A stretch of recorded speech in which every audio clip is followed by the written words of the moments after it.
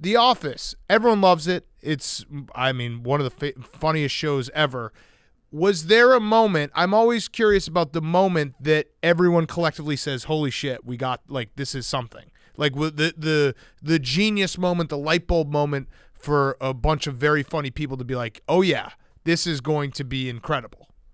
You know, I'll answer that in two ways. One is that and for people who are fans of the show, they go like, holy shit, like that was the second episode. But the second episode of the show that we shot was Diversity Day, which maybe was one of our best. And, you know, when we were on set, I remember so specifically thinking, wow, I don't know if people are going to watch this show because it was so different. There was no laugh track at the time. We all didn't look like the cast of Friends. You know, there was all this happening, but I was like, man, if people give this show a chance, we have a chance, because we're talking about like real things in a funny, different way that's not done on television, period. So that was, for me, like creatively, I was like, okay, this could be really good. But the moment I would say was the very first Christmas episode that we did in season 2. It was the Yankee swap and the iPod and all this stuff. And it was a big ensemble episode. Like every single character had something to do. And that episode, you know, we woke up the next day and 10 million people had watched it at that time on that night. It was the first time we'd gone over, and it was like, like, this is like, oh, okay. And we were struggling so much in the ratings up to that point that it was sort of like, oh, you know, I hope we can finish the season out, because at that point that was not guaranteed. And then suddenly it was like, oh, we're gonna be around for a while. Yeah. Like a decade. You brought up an interesting point, and one that's kind of always fascinated me, which is the laugh track in American television. So it's one of these things where we just have agreed to not talk about it enough, because it's just in the background of every comedy show, every sitcom. And when you guys were making The Office, there's no laugh track. It's shot handheld. It looks different. It sounds different. Was there any pushback from people at ESPN that you heard about, or excuse me, at NBC that you heard about, that were saying like, hey, how are people going to know when they should laugh? How are people going to know what's funny if they don't have, 200 people laughing along with them? Oh, 100%. And, you know, it's really interesting that for this podcast I'm doing, The Office Deep Dive, one of the conversations I have, which is sort of like, I was worried, like, is anyone going to care about this guy? Like, why do they want to hear from him? They want to hear from Steve Carell and all that, which we talked to. But Kevin Riley, who was the head of NBC at the time and was kind of the person who championed the show and made sure it stayed on the air when a lot of people at NBC didn't want it on the air. It tested, he said, like, you know, they do this testing. They shoot the pilot, they show it to people, and they're like, should we do this show? And it got like a 0. Like, no, like all of the rooms, like, no, everyone said like, no. And he was like, okay, thank you. And then there was one room, he told the story, I had not heard the story before. There was one room at the end, pretty large room of people, larger than the other rooms, which were the assistants,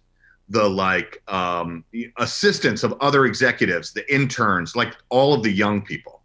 And he walked in and said, so what did you guys think?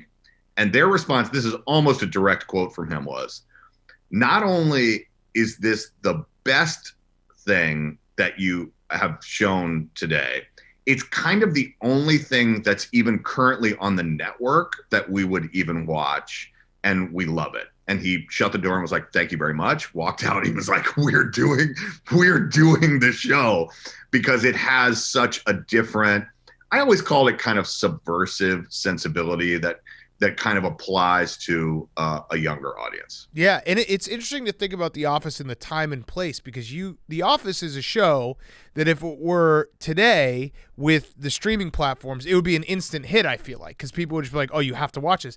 You guys were, it's crazy to even say, but there was a time and place that you watch it. Obviously DVR existed, but I remember sitting down watching it, being like, oh, The Office is on tonight. What was it, Thursday nights, I think? Mm-hmm. Right, Thursday nights. And it was like, all right, we're going to watch The Office tonight. So it is funny to think about, like, you guys surviving that transition in TV, like where there's, TV used to be that appointment television, sit down and you have to make a conscious decision. Now it's a lot more passive. You just watch funny shit all the time. Right. And, I think that's how a lot of hits are made now too, right? Like social media, memes, all of that. Like when a show starts getting talked about, and a lot of the streaming stuff, at least for a long time, was kind of a secret, like who's watching, but it sort of became anecdotal.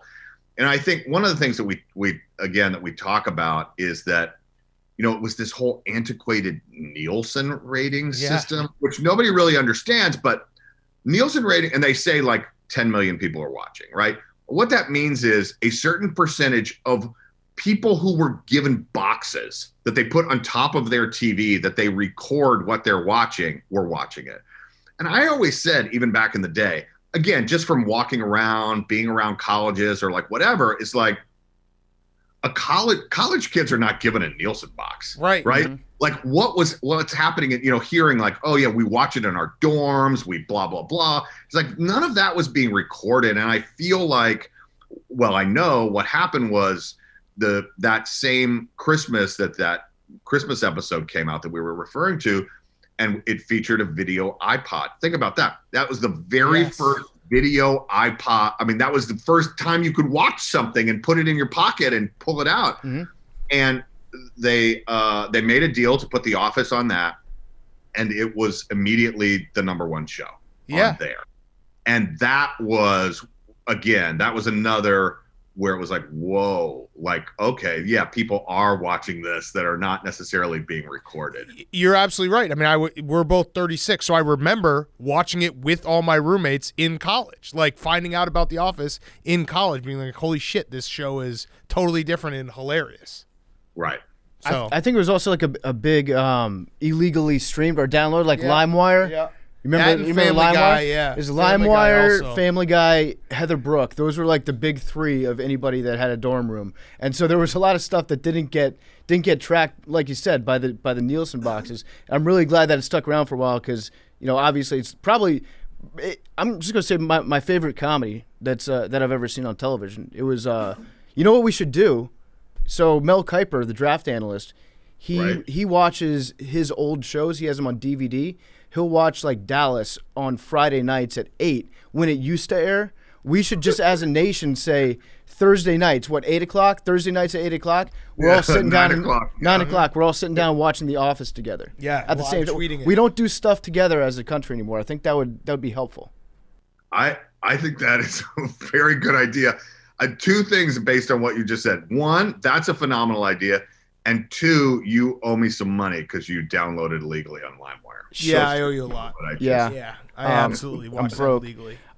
You mentioned the memes. There's one of the all-time most incredible gifs is Kevin spilling the chili. Yes. When you spilled the chili, I've always wondered how long it actually took to clean up that mess, and if they just redid the carpet after that, because you can't get chili out of a carpet. So, by the way, first time anyone has ever thought or considered that. So very well done. We did a lot of prep for this scene. Obviously it was going to be messy. And I got kind of pulled aside. Again, I remember really specifically from the set decorator and the props department. And, sometimes like during a sporting event, like there'll be a little huddle where the head coach may not be listening or whatever. And they came to me and they're like, hey, so we have 3 gigantic pieces of carpet. And when I say gigantic piece of carpet, I mean from the front entryway, around the reception desk, all the way, like a humongous piece of carpet. They're like, we could only get 3. So you got to help us out. Like, we have to do this in 3 takes or we're dead. Like, there's nothing to be done. As I got it in 1, thankfully, one take, but what they didn't really consider was cleaning me. Like there wasn't three of me. Right. So I really don't think I could have. I could have gone again. That's what she said. I don't think. Yeah, I mean, it was a huge mess. It was. I mean, it is an iconic scene, and one that, like, if you show it to anyone, they will laugh. Anyone watches that scene, they will laugh. That's got to feel pretty good to be like, you're not the main character, but you have one of the best scenes of all time in The Office. You should get, like, actually, how's that not an NFT? You need to make millions off of that. I don't know. Who knows? Maybe it will be. There we go. Oh, it sounds like you probably have it ready to go. Uh-huh. Maybe it will be. I don't know. I think that I never obviously, I mean, you're in the middle of, shooting 10 years, and it was one moment, and it was such a different kind of a thing. Just me, played mostly in, like, voiceover style. Like, the style was even a little funky and different. And certainly I knew it was fun, and it was kind of a fun challenge. I never imagined that it would be what it has become now. Yeah. It's one of my favorites as well. Who was the person, male or female, who made everyone laugh the most, like, on set, when the cameras are not rolling? Oh, when the cameras were not rolling. I'll tell you, I think, well, I mean, look, that's a great question.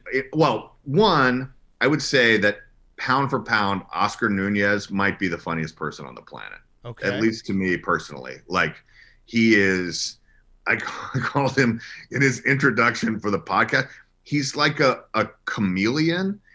And what I mean is like most people sort of have a style. They're like Farley, or they're deadpan, or they're whatever. He, like, does it all, and, like, just knows exactly which direction to go. He's hilarious. But Steve Carell, I believe, is the greatest improviser maybe in the history of entertainment. I mean, he anytime he improvises, it's always on topic. It's always super smart, in character, to the point, never veers in a weird direction. It's funny, you brought up Family Guy, right? Like, Family Guy, it could be really, really funny, right? But so much of their funny is like, well, that reminds me of the time that this happened, which is totally off story, and they go into a weird, like, flashback thing and come back. That's way easier than, like, staying right and keep telling the right story and doing that. But it's funny, Steve, like, when the cameras weren't rolling, he was very not that way. Really?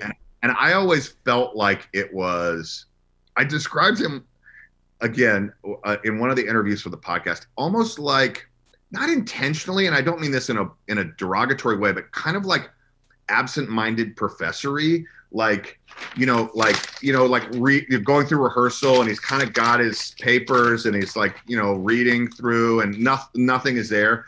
And I always thought that it was about, he didn't want to reveal anything that he was doing, because when the cameras rolled, I believed he was trying in every moment to make somebody else laugh. I love that. I think he was trying to keep it right on this line where he didn't want you to laugh to ruin a take, but he wanted you to laugh. And he didn't want to reveal anything that he was going to do before the cameras were rolling. That's great. That's genius, because that also, that right there sums up his entire character, where he's always on the line of, like, what is, like, he's really dumb, but he's also a genius, and it all just worked. Right. Well, I mean, like, the biggest and what's become the most famous example, which seems like totally crazy, and I don't know how big of fans of the show, but to those of you who are, the gay witch hunt episode, where he finds out that Oscar's character is gay, and he decides he's going to be as woke as he possibly can be, and what he decides to do is to kiss Oscar in this moment. That was totally improvised. That wasn't scripted. That makes so we're all sitting there as he, like, is, like, trying to get up the courage to kiss him, and that was all. And so in that moment, we really were like characters in The Office, going like, is he about to? Yeah. Can he do that? Is that? Wait a sec. It was like, and that's just one example of many, but Yeah. probably the biggest. That's Yeah. perfect.